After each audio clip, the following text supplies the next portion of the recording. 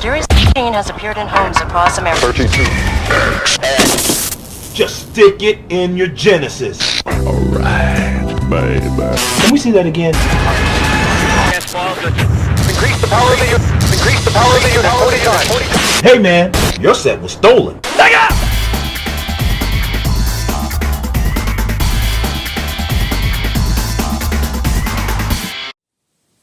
Hello everyone, and welcome back to the Ultimate Sega Genesis review here on Player One Start. This is actually the third series that I've been doing on this console. In the first series, I took a look at the Sega Genesis and its massive game library. In the second series, I took a look just at the Sega CD and the library that it offers as well. And in this video, we're going to take a look at the final add-on, which was the 32x. And this thing is quite strange. But before I forget to say so, if this is your first time here or you just haven't done so yet, please remember to click on that subscribe button and the bell icon to be notified when I make future posts. But anyway, diving right in, Sega in the mid-90s was really trying to emphasize their philosophy that they were the best in terms of technology and on the cutting edge of games and game hardware. Unfortunately, this led to a couple of poorly thought out decisions that looked great on paper, but didn't really pan out well in reality. And unfortunately, I think that's going to be a recurring theme for this add-on, as of course today it is remembered as one of Sega's greatest follies. But I'm actually going to take a look at it from its technical specs first and on the game library before we start talking about the mistakes and the failure of this add-on, and then we're going to try to make a determination to see if it's actually worth collecting today or if it's something that can be easily passed over and should be forgotten. So to understand why something like this would even exist, let's go ahead and take a look at the history and development behind this add-on.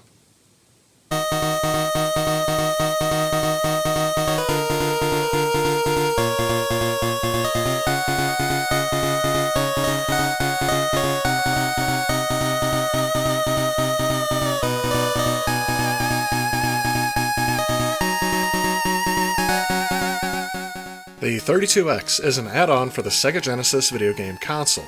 Originally codenamed Project Mars, the 32x was designed to expand the power of the Genesis and serve as a transitional console into the 32-bit era until the release of the Sega Saturn. The 32x uses its own ROM cartridges and has its own library of games. This add-on was distributed under the name Super 32x in Japan, Genesis 32x in North America, and Mega Drive 32x in PAL regions, as well as the Mega 32x in Brazil. This add-on was unveiled by Sega at June 1994's Consumer Electronics Show. The 32x was presented as a low-cost option for consumers looking to play 32-bit games. It was specifically developed in response to the Atari Jaguar and concerns that the Saturn would not make it to market by the end of 1994. While this console was initially conceived as an entirely new console, at the suggestion of Sega of America executive Joe Miller and his team, the console was converted into an add-on to the existing Genesis and made more powerful. The initial idea, later known as Project Jupiter, was an entirely independent console. Project Jupiter was initially slated to be a new version of the Genesis with an upgraded color palette and lower cost than the upcoming Saturn, as well as some limited 3D capabilities thanks to the integration of ideas from the development of the Sega Virtua processor chip. Miller's suggestion to make it an add-on was mainly due to concerns with releasing a new console with no previous design specifications within 6 to 9 months of their next system. However, many inside of Sega deemed that an add-on would be a better idea as they wouldn't alienate their customer base that had bought into the Sega Genesis, and that the new console would not provide enough enhancements other than doubling colors and possibly providing some primitive 3D effects to make it worth releasing as its own independent system. From these discussions, Project Jupiter was discontinued and the new add-on, codenamed Project Mars, was advanced. At the heart of this new unit, Sega designed the 32x with two Super H2 processors. The SH2 had been developed in 1993 as a joint venture between Sega and Japanese electronics company Hitachi. Though the add-on would be more powerful than originally proposed, it was not directly compatible with Saturn games. The whole idea was that the 32x would be for consumers that could not afford the more expensive Saturn console when it released. One hindrance to the development of the 32X was the fact that it used the same two 32-bit processors that would also be used in the Sega Saturn, causing a minor chip shortage. Also, before the 32X could be launched, the release date of the Saturn was announced for November of 1994 in Japan, coinciding with the 32X's target launch date in North America. Sega was now faced with trying to market the 32X, with the Saturn's Japanese release occurring simultaneously, which at least one member of Sega of America looked back on and said that frankly it just made them look dumb and greedy to consumers. When it was unveiled in Chicago in 1994 at the Summer Consumer Electronics Show, Sega promoted it as the poor man's entry into the next generation. The 32X was marketed for its $159 price point as a less expensive alternative to the Saturn. However, Sega would not answer as to whether or not a Genesis console, equipped with a Sega CD and a 32X, would be able to run Saturn software. But that didn't stop the founder of the 3DO company, Trip Hawkins, who was willing to point out that it definitely would not, stating that everyone knows that the 32X is a band-aid. It's not a next-generation system, it's fairly expensive, it's not particularly high performance, it's hard to program for, and it's not even compatible with the Saturn. In August of that year, GamePro highlighted the advantages of the add-on in its 32-bit processors and significantly lower price, noting that no doubt Get It Now gamers would spend the big bucks to grab a Saturn or a PlayStation from Japan, but the rest of us would have to make do with the 32X in '94. Sega promised a launch lineup of 12 games being available, with 50 being due for release in 1995 from third-party developers. The 32X was released on November 21st, 1994 in North America, in time for the holiday season that year. As announced, it was retailed for $159.99 and had a reasonably successful launch in the marketplace. Demand among retailers was high, and Sega could not keep up with orders for the new system. Over 1 million orders had been placed for 32X units, but Sega only managed to ship 600,000 units by January of 1995. Launching at about the same price as a Genesis console, the price of the 32X was less than half of what the Sega Saturn's price would be at launch. Despite Sega's initial promises, only 3 titles were available at the North American launch, including Doom, Star Wars Arcade, and Virtua Racing Deluxe. Although Virtua Racing was considered a strong title, Cosmic Carnage looked and played so poorly that reporters made jokes about it. The retail price of games at launch were $69.95 each. Advertising for the system included images of the 32X being connected to a Sega Genesis to create an arcade system. Japan received the 32X on December 3rd, 1994, with releases in PAL territories coming in 1995. And despite already being released in Japan, they also experienced initial high demand. And perhaps partially due to this initial success, Sega also planned a console called the Sega Neptune, which would basically serve as a 2-in-1 Genesis and 32X console, which Sega planned to release in the fall of 1995, with a retail price to be something less than $200.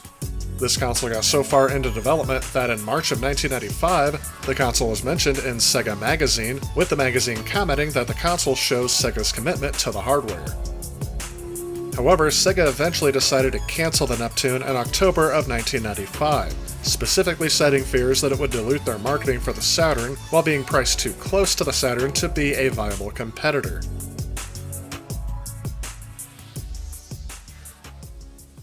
So to kind of sum this up, it's almost like Sega had the right idea at the wrong time. Releasing an add-on that would extend the life of their old system at the same time they're launching a new system that's supposed to replace that old system wasn't really a well-thought-out concept in reality. And the debate on whether or not this should have been its own standalone console as was planned instead of an add-on is something that is endlessly debated to this day. But as for the enhancements this actually provides to the Sega Genesis, we'll have to take a look at the hardware for that.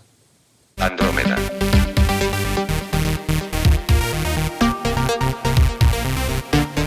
It's almost hard to believe that it was almost 3 years ago, but earlier on my channel I have already done a disassembly as I had to restore this add-on to get it fully functional again. If you'd like to see that video, there should be a link appearing on the screen. If not, it should be in the description below. But anyway, the add-on is actually pretty easy to take apart. All you have to do is get rid of the top cover and the metal shield, and then you have access to some of the internals. For what this add-on provides to the system, it's actually pretty simplistic in its design. First off, the two ribbon cables here actually wrap around to the processors on the other side of the board. I'm assuming they made this a double-sided board because they wanted to make the form factor small enough to fit on top of the Sega Genesis. For the first few years that I had this add-on, I had it hooked up to my Sega Model 1, as it is natively designed to fit the contour of the top of the Model 1 Sega Genesis. Though since then, I have actually gotten it hooked up to my Sega Model 2. It does require some different cables, and I had to 3D print the spacer bracket so it would be more stable on top of the Model 2. Again, there's a link to that video in the description. I like the overall aesthetic better, and it does seem to work better with my Model 2, as I believe my Model 1 had some issues. And yes, when you have all three of them hooked up like this, you do need a power strip that can accommodate all three power supplies. I believe this has already been covered in greater detail through other reviews and YouTube channels, so I'm just going to leave that comment here. Although if you have some extra money laying around in your bank account, you could buy the Sega branded power strip that was built to be large enough to accommodate all three power supplies and hook them up to one outlet. These are a bit rare today and hence a bit pricey, so my setup will work just fine for me. To get the 32X hooked up with your Sega CD is not a small task. The Sega Genesis video output must input into your Sega 32X, and because the Model 1 and the Model 2 use different power connectors, you have to have the right cable based on the model of your Genesis. The final video and sound output will be through the 32X, and it does not require any sort of audio mixing from the Sega CD, at least with my Sega CD Model 2. And if you fail to get something hooked up correctly, usually you'll be able to tell when the games start because things will be missing, such as sprites that would be normally rendered on the 32X, or backgrounds that would normally be rendered on the Sega Genesis. The power button on the Sega Genesis does turn everything on. However, for some reason, I actually have a problem with my 32X shutting off when I turn off the rest of the console, so I also click off the power strip when I'm done. I do turn the power strip back on so that the save battery in the Sega CD will not go dead. However, this setup can be a bit more simplified by just using a Sega CD-X and the 32X together, although there are some problems that can arise with that, such as the disc tray for me not opening all the way for me to get discs out.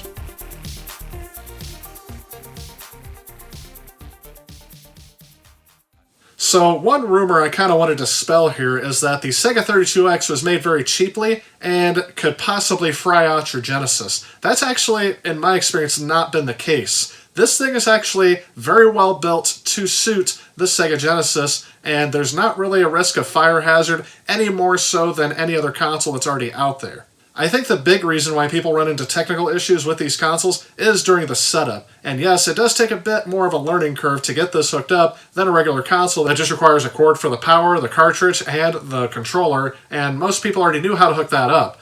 However, parents in the mid-90s got endlessly confused with all of the wires, and it even got worse when you had to add on the Sega CD to this setup. One thing I do want to note is, if you've seen me hook up my Sega 32X, I actually don't have those metal clips that are mainly there for RF emission standards, and I don't really see this being an issue that I'm operating this console without them, but unless there's something that I'm unaware of, this console should perform fine. But now that we've taken a look under the hood, let's go ahead and see what this puppy can do.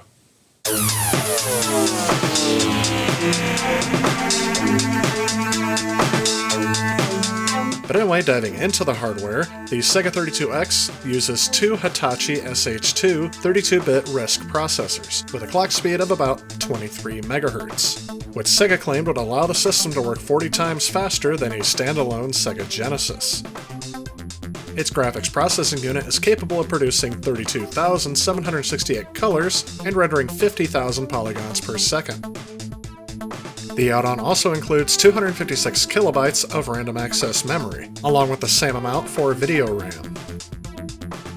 The 32X outputs a composite video signal and stereo audio, or you can also hook up the Genesis RF modulator. How graphics work on the 32X is a bit hard to explain, as even for veteran programmers it was a monumental task to program for, because not only do you have the two processors in the 32X, but you also potentially have the processors that are in the Sega Genesis, and even one more in the Sega CD if you went with all three add-ons. However, in most cases, the Sega 32X would be used for either rendering polygons or sprites. As stated before, when using texture mapping, the 32X was capable of rendering around 50,000 polygons a second,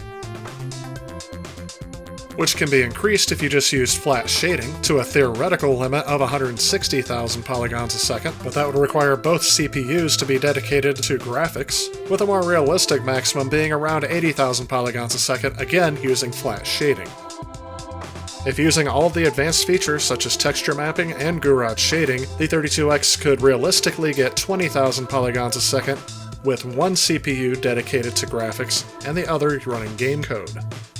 The Sega Genesis, and in very rare cases the Sega CD as well, could be used for overlay graphics, such as the HUD elements including your time and score, or they can be used for the background.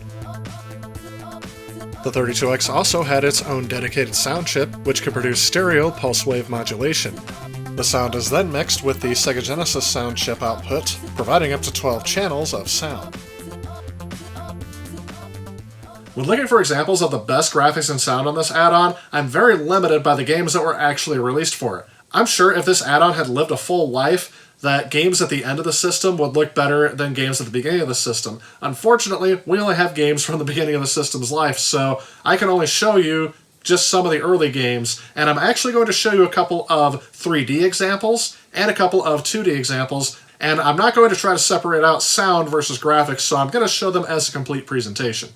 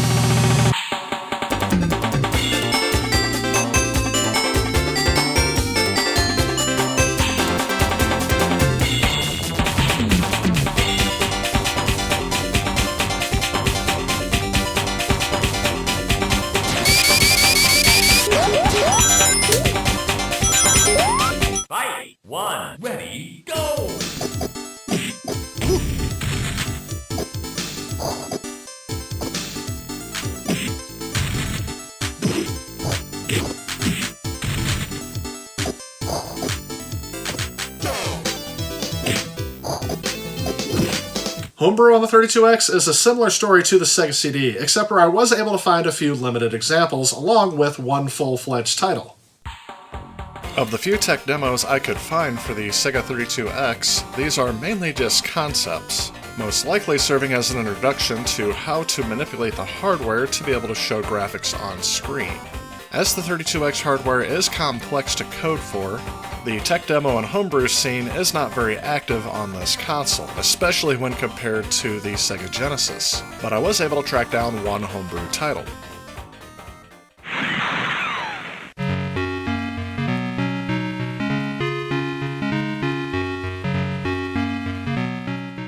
Rick Dangerous was originally a platform game developed by Core Design for the Amiga, Atari ST, C64, and a variety of other systems, released and published in 1989. As you can tell from the beginning of the game, the plot is loosely based on the Indiana Jones movie Raiders of the Lost Ark. And X-Rick is an exact clone of Rick Dangerous. This game was cracked and then reverse engineered from the original IBM PC and Atari ST versions of the game, and then ported to the C programming language. As the source code for this game is now available for public online, that is most likely how they compiled this version for the 32X. And I think it runs very well on this system, although I'm not very good at this game, so I didn't get very far.